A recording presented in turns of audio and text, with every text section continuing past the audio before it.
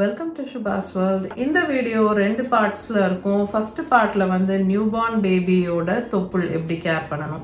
ஏன்னா அவங்க தொப்புள் கொடி வந்து அட்டாச்டா இருக்கும் அவங்க பிறந்த உடனே, ரைட்? நீங்க வீட்டுக்கு தூக்கிட்டு வரும்போது.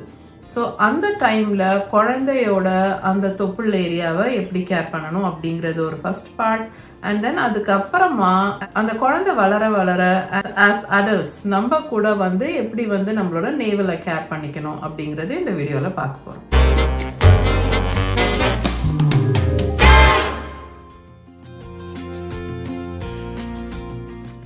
இது வந்து ஒரு ரிக்வெஸ்டட் வீடியோ, ஒரு வியூவர் கேட்டிருந்தாங்க. வீடியோட டீடைல்ஸ்க்கு போறதுக்கு முன்னாடி ஷவுட் அவுட் டைம்.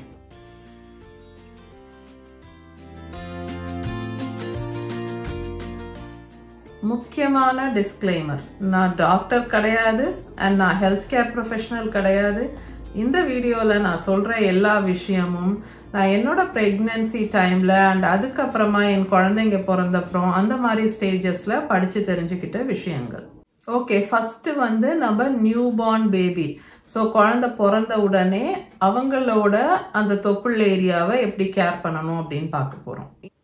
ஃபர்ஸ்ட் நீங்க ஹாஸ்பிட்டல்ல இருக்கும் போதே இன்கேஸ் நீங்க வந்து டயப்பர் யூஸ் பண்றீங்க குழந்தைக்கு அப்படின்னா, நியூபார்ன் டயப்பர்ஸ்ல வந்து சிலதுல அங்க ஆட்டோமேட்டிக்கா ஒரு கட் இருக்கும், அந்த தொப்புள் ஏரியாவை பாதர் பண்ணாத மாதிரி. பேபி டயப்பர்ஸ்ல, நியூபார்ன் டயப்பர்ஸ்ல அந்த மாதிரி ஒரு கட் இல்ல அப்படின்னு சொன்னா, நீங்க வந்து உங்க பேபிக்கு டயப்பர் போடும்போது ஹாஸ்பிட்டல்ல இருக்கும் போதே கூட அந்த டயப்பரோட அதோட எட்ஜை வந்து நீங்க மடிச்சு விட்டுக்கணும்.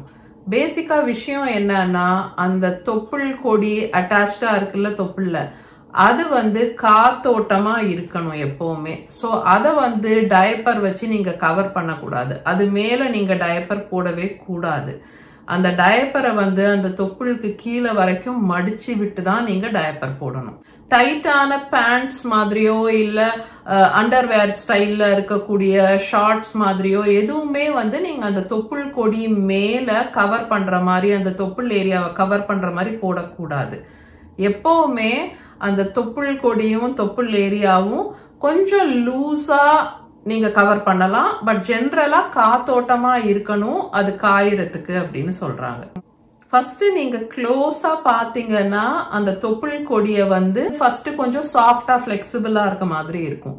நாளடைவுல அது வந்து கொஞ்சம் கொஞ்சமா ட்ரை அப் ஆக ஆரம்பிக்கும். நீங்க எந்த விதத்திலையும் நீங்க அதை பாதரே பண்ணக்கூடாது. நீங்க அதை வந்து எந்த விதத்திலையும் இழுக்கிறதோ மடக்கிறதோ பண்ணாதீங்க. அது பாட்டுல ஃப்ரீயா விட்டுடுங்க. நீங்க 1 to 2 வீக்ஸ்க்குள்ள அந்த அட்டாச் ஆயிருக்கிற அந்த தொப்புள் கொடி வந்து குழந்தையோட தொப்புள்ல இருந்து விழுந்துடும், ட்ரை ஆகி. முதல்ல கொஞ்சம் கொஞ்சமா அது காய ஆரம்பிச்சு நல்லா காஞ்சி ட்ரை ஆனப்புறம் அது ஆட்டோமேட்டிக்கா தானாவே அது வந்து குழந்தையோட தொப்புள் கொடி வந்து அந்த குழந்தையோட தொப்புளோட அட்டாச்சா இருக்கிற பார்ட்ல இருந்து கொஞ்சம் கொஞ்சமா கலண்டு அது தானாவே விழுந்துடும். நீங்க வந்து ஸ்பெஷலா அதுக்கு எதுவுமே பண்ண தேவையில்லை. ஆனா அந்த தொப்புள் கொடி தானா காஞ்சி விழற வரைக்கும் நீங்க குழந்தைய குளிப்பாட்ட கூடாது. அவங்களோட அந்த தொப்புள் கொடியோ அந்த தொப்புள் இருக்கிற ஏரியாவோ வந்து நனையக்கூடாது, அதுல தண்ணி படக்கூடாது. அதுதான் பாயிண்ட். அந்த தொப்புள் கொடி கொஞ்சம் கொஞ்சமா காய ஆரம்பிச்சு கிட்டத்தட்ட விழற மாதிரி ஸ்டேஜ்ல இருக்கு, கொஞ்சம் தான் ஒட்டிட்டு இருக்கு, அதை நம்ம லைட்டா இழுத்தோம்னா வந்துடும் அப்படின்னு நினைச்சு அதை இழுத்துடாதீங்க. அது வந்து தப்பு. அந்த மாதிரி பண்ணும்போது என்ன ஆகும்னா, அந்த குழந்தையோட ஸ்கின் அந்த இடத்துல பிஞ்சு போய் ப்ளீட் ஆக ஆரம்பிக்கும். அண்ட் அது வந்து ஒரு காயம் மாதிரி இருக்கிறதால அதுக்கப்புறம் அதுல இன்ஃபெக்ஷன் ஆகுறதுக்கும் சான்சஸ் இருக்கு. அதுக்கு முன்னாடி அந்த தொப்புள் கொடி விழறதுக்கு முன்னாடியே உங்களுக்கு வந்து குழந்தைய குளிப்பாட்டணும், இல்ல ஒருவேளை அவங்க வாமிட் பண்ணிட்டாங்க இல்ல மோஷன் போய் அது வந்து மேலெல்லாம் அழுக்காயிடுச்சு அவங்க மேல அப்படின்னா நீங்க ஸ்பஞ்ச் பாத் மாதிரி கொடுக்கலாம். அது பத்தி எந்த ப்ராப்ளமும் இல்லை. ஸோ வார்ம் வாட்டர் வச்சு கிளீனான துணி வச்சு குழந்தையோட உடம்ப வந்து தொடச்சி விடலாம் அவசியம் இருந்தா. அப்படி அவசியம் இருக்குன்னா குழந்தையோட தலையை மட்டும் வாஷ் பண்ண வேண்டியிருக்கு, குழந்தையோட தலைமுடி வந்து நிறைய இருக்கு அண்ட் ரொம்ப அழுக்கா இருக்க மாதிரி இருக்கு அப்படின்னு ஃபீல் பண்ணீங்கன்னா நீங்க குழந்தையோட தலையை மாத்திரம் தனியா ஷாம்பூ பண்ணலாம். நீங்க நிறைய இன்ஸ்டாகிராம் வீடியோஸ்ல எல்லாம் பார்த்திருப்பீங்க, இங்க வெஸ்ட்ல வந்து இப்ப நார்த் அமெரிக்கன் கண்ட்ரீஸ்ல எல்லாம் குழந்தைக்கு வந்து ஹேரை வாஷ் பண்றதுங்கிறது வந்து அவங்க உடம்பெல்லாம் கவர்டா இருக்கும், அந்த ஸ்வாடல்லே இருக்கும் கிட்டத்தட்ட. அண்ட் அந்த சிங்க்ல வந்து தண்ணிய டேப்பை திறந்து விட்டு நேரா டேப்க்கு கீழே அழகா நர்சஸ் வந்து தலையை மட்டும் ஷாம்பு பண்ணி வாஷ் பண்ணுவாங்க. இன்கேஸ் குழந்தை வந்து ஏதோ வாமிட் பண்ணிட்டாங்க, இல்ல மோஷன் போனது வந்து அந்த தொப்புள் கொடி இருக்க ஏரியாக்கெல்லாம் வந்து ஒரு மாதிரி அழுக்காயிடுச்சு, அப்போ என்ன பண்றதுன்னு கேட்டீங்கன்னா, அப்போ ஒரு கிளீனான காட்டன் துணி வச்சு ஜென்டிலா அந்த இடத்த சுத்தி நீங்க துடைக்கலாம். சப்போஸ் அந்த ஃபோல்ட்ஸ் இருக்குல்ல, அந்த ஸ்கின் மடிப்பு இருக்குல்ல, அந்த மாதிரி இடங்கள்ல அந்த தொப்புள் கொடி அட்டாச் ஆன இடத்துக்கிட்ட எல்லாம் வந்து அழுக்கா இருக்கு, எப்படி நான் சுத்தம் பண்றது அப்படின்னு ஒரு சிச்சுவேஷன் வந்ததுன்னா, இந்த கியூ டிப்ஸ்னு சொல்றோம் இல்ல, இயர் பட்ஸ்ன்னு நம்ம ஊர்ல சொல்றோம்ல, காது குடையறதுக்கு சில பேர் யூஸ் பண்ணுவாங்க. அது ஆக்சுவலி அப்படி பண்ணவே கூடாது, பட் அது வேற டாபிக். அந்த மாதிரி கிளீனான ஒரு ear bud or Q tip எடுத்து அந்த ஓரமா அந்த மடிப்புல அழுக்கு இருக்கு, இல்ல அழுக்கு பட்டுடுச்சு, இல்ல வாமிட் அந்த மாதிரி ஏதாவது இருக்குன்னா அந்த மாதிரி ஜென்டிலா நீங்க கிளீன் பண்ணிக்கலாம், ட்ரை பண்ணிக்கலாம். ஓகே, இந்த தொப்புள் கொடி காஞ்சி கம்ப்ளீட்டா தானாவே லூஸ் ஆகி தானாவே விழுந்துடும், மேக்சிமம் ஒரு 2 வீக்ஸ்க்குள்ளார. அதுக்கு அப்புறம் இன்கேஸ் அந்த தொப்புள் கொடி விழுந்த உடனே சின்னதா ஒரு ஸ்பாட் வந்து ஈரமா இருக்கு, இல்ல ஸ்லைட்டா பிளட் வருது அது கண்டு விழுந்த இடத்துல இருந்து அப்படின்னா, நீங்க வந்து ஒரு கிளீனான காட்டன் இல்லைன்னா காஸ்ன்னு சொல்றாங்க இல்லையா, அந்த மாதிரி கிளீனான ஒரு காஸ் இல்ல ஒரு கிளீனான பீஸ் ஆஃப் காட்டன் இல்ல கிளீன் காட்டன் கிளாத் வச்சு அந்த பிளட் வர்ற இடத்துல லைட்டா ஜென்டிலா ப்ரெஷர் போட்டீங்கன்னா அந்த ப்ளீடிங் ஸ்டாப் ஆகி அந்த காயம் வந்து ஆற ஆரம்பிக்கும். தொப்புள் கொடி இருக்கிற ஏரியால அது சீக்கிரம் காயும், அதனால இதை போடு அதை போடுன்னு யாராவது ஏதாவது சொன்னாங்கன்னா அந்த மாதிரி எதுவுமே பண்ணாதீங்க.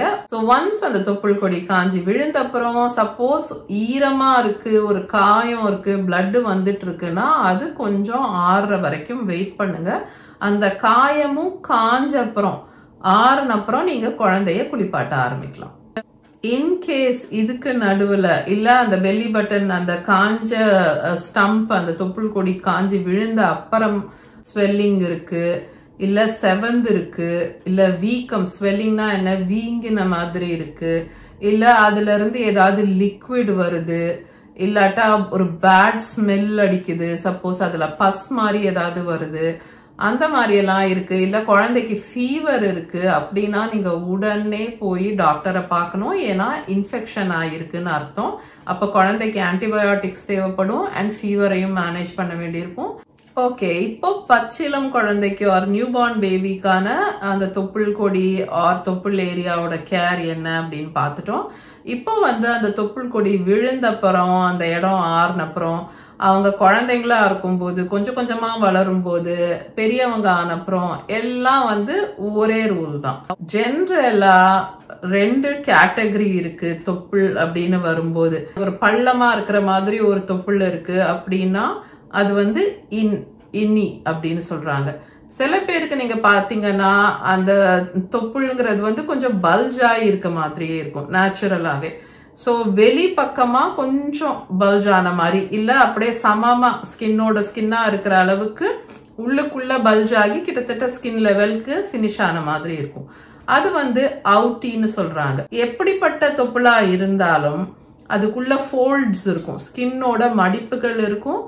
எஸ்பெஷலி பள்ளமா இருக்கக்கூடிய தொப்புள் அப்படின்னு பார்க்கும்போது அதுல ஒரு பிட் மாதிரி ஒரு பள்ளம் இருக்குனாலே நேச்சுரலா அது வந்து டர்ட் கலெக்ட் பண்ணக்கூடிய டெண்டன்சி இருக்கும்.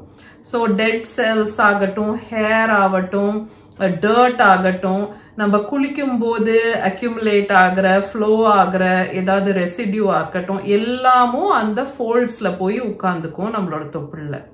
ஸோ தொப்புள்ள கிளீன் பண்ண வேண்டியது அவசியமா? எஸ். எப்படி பண்ணணும்? நீங்க ஜென்ரலா குளிக்கும் போது சோப் போட்டு தண்ணி ஊத்தி நீங்க வாஷ் பண்ணிக்கும் போது உங்களோட உடம்ப நீங்க அந்த தொப்புள் ஏரியாக்கும் ஜென்ரலா பண்ற மாதிரி நீங்க மைல்டு சோப் யூஸ் பண்ணி தண்ணி ஊத்தி வாஷ் பண்ணிக்கலாம். குளிச்சு முடிச்ச அப்புறம் பள்ளமா இருக்கக்கூடிய அந்த தொப்புள்னு வரும்போது நீங்க ஒரு விரல் மேல டவலை சுத்தி ஜென்டலா உள்ளுக்குள்ள ஒரு வைப் பண்ணிக்கோங்க, அவ்வளவுதான்.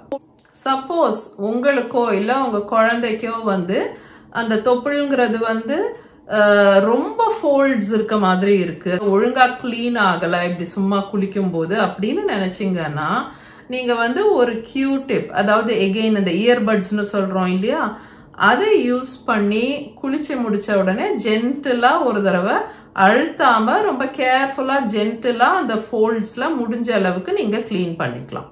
இந்த மாதிரி ரூட்டீன் ஜென்டில் வைப்பிங் மட்டுமே போறோம். இதுக்கு மேல ஒன்னும் ஸ்பெஷலா நீங்க பண்ண வேண்டிய அவசியம் கிடையாது. சில பேரு இந்த பேசிக் கேரை வந்து பண்ண தவறிடுறாங்க. அந்த தொப்புள்ள வந்து அந்த பெல்லி பட்டனை வந்து அவங்க ஸ்பெஷலா வைப் பண்றது இல்ல, கேர் பண்றது இல்ல, பாக்குறது இல்ல. அப்படி இருக்கும்போது சில சமயம் என்ன ஆகுதுன்னா அந்த ஃபோல்ட்ஸ்ல வந்து கொஞ்சம் கொஞ்சமா இந்த டெட் ஸ்கின், ஹேர், டர்ட் இதெல்லாம் சேர்ந்து அங்க சேர்ந்து என்ன ஆகுதுன்னா ஒரு அழுக்கா ஒரு ஸ்டோன் மாதிரியே கூட சில பேருக்கு ஃபார்ம் ஆயிடுதுல. அந்த அழுக்கு சேர்ந்து ஒரு சாலிடா அப்படியே அந்த ஸ்கின்னோட ஒட்டுன மாதிரி ஒரு சாலிடா ஃபார்ம் ஆயிடுது.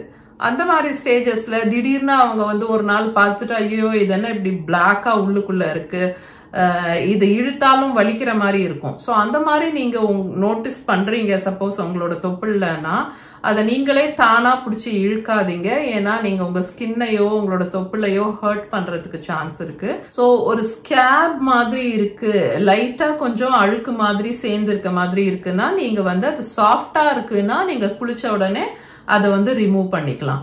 சப்போஸ் அந்த ஸ்கேப்ங்கிறது வந்து ரொம்ப நாளடைவுல வந்து அது சேர்ந்து ஒரு கல்லு மாதிரி ஃபார்ம் ஆயிடுச்சு, பெல்லி பட்டன் ஸ்டோன்ஸ்னு சொல்றாங்க அதை இங்க. ஸோ அந்த மாதிரி நீங்க நோட்டீஸ் பண்ணீங்க அப்படின்னா நீங்க உங்க டாக்டர் கிட்ட போங்க, அவங்க வந்து அதை சேஃபா உங்களுக்கு ரிமூவ் பண்ணிடுவாங்க. அண்ட் நம்ம நியூ பார்ன் பேபி அப்புறம் யங் பேபிஸ்க்கு பார்த்த மாதிரியே எப்பவாது நீங்க வந்து உங்க பெல்லி பட்டன் உங்க தொப்புள்ள வந்து செவந்து இருக்கிறதோ இல்ல வீக்கமா இருக்கிறதோ இல்ல ஏதாவது டிஸ்சார்ஜ் தண்ணி மாதிரி வர மாதிரியோ இல்ல திடீர்னு அந்த ஏரியால இருந்து ஒரு பேட் ஸ்மெல் வருது இல்ல பஸ் மாதிரி வருது இல்ல உங்களுக்கு ஃபீவர் இருக்கு அதோட கூட சேர்ந்து அப்படின்னா அது வந்து sign of infection. So infection ஆயிருக்கு உங்க தொப்புள் ஏரியாலன்னு அர்த்தம். ஸோ அப்ப நீங்க கண்டிப்பா போய் டாக்டரை பார்க்கணும். இந்த பெல்லி பட்டன் இன்ஃபெக்ஷன் ஆர் தொப்புள்ள இன்ஃபெக்ஷன் பார்க்கும்போது அது வந்து பாக்டீரியலா இருக்கலாம். ஸோ பாக்டீரியா காஸ் பண்ண இன்ஃபெக்ஷனா உங்களுக்கு ஆன்டிபயோட்டிக் தேவைப்படும் அதை ட்ரீட் பண்றதுக்கு. வைரல் இன்ஃபெக்ஷனா இருக்கலாம் இல்ல ஃபங்கல் இன்ஃபெக்ஷனா இருக்கலாம். ஸோ இது எந்த டைப் ஆஃப் இன்ஃபெக்ஷன் உங்க டாக்டருக்கு தான் தெரியும்.